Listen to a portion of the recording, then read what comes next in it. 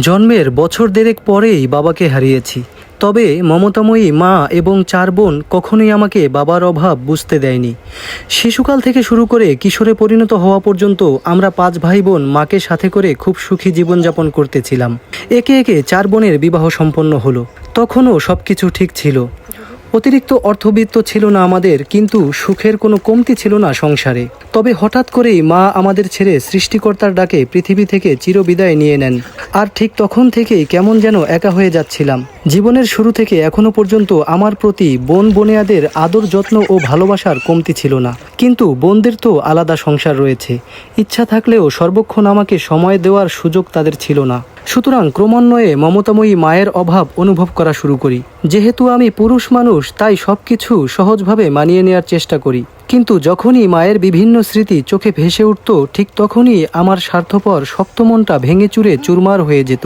মাকে হারিয়েছি প্রায় 1 যুগ হয়ে গেল।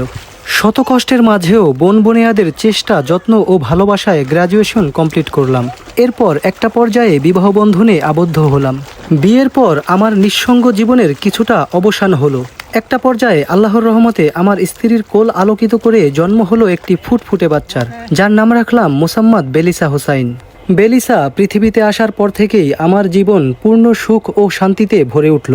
দিন দিন আমার প্রতি ছোট্ট বেলিসার মায়াভরা চাহনি ও অঙ্গভঙ্গি আমাকে মায়ের অভাব ভুলতে বাধ্য করেছে। মনে হলো আল্লাহ মায়ের পরিবর্তে আরেকটি মা আমাকে দান করেছে। আমাকে শাসন করা, আমার যত্ন করা, আমার অনেক কাজে সহযোগিতা করা, আমার সাথে খেলা করা, আমার সাথে অভিমান করা, আমাকে প্রচণ্ড ভালোবাসা। প্রতিনিয়ত যেন এভাবেই আমার আবেগের সর্বোচ্চ স্থান দখল করে নিয়েছে বেলিসা। কন্যা সন্তানকে নিয়ে রাসূল সাল্লাল্লাহু আলাইহি সাল্লামের একটি হাদিস রয়েছে, যথা কন্যা সন্তান মহান আল্লাহ তাআলার পক্ষ থেকে মা বাবার জন্য একটি বিশেষ নিয়ামত। সুবহানাল্লাহ। মনে হচ্ছে বরকতময় হাদিসটির বাস্তব ফলাফল আল্লাহ পাক আমাদেরকে দান করেছেন। আলহামদুলিল্লাহ। বেলিসাকে পেয়ে অন্তরে যে তৃপ্তি পেয়েছি, তা হয়তো পৃথিবীর অন্য কোনো কিছুর সাথে তুলনা করা যাবে না।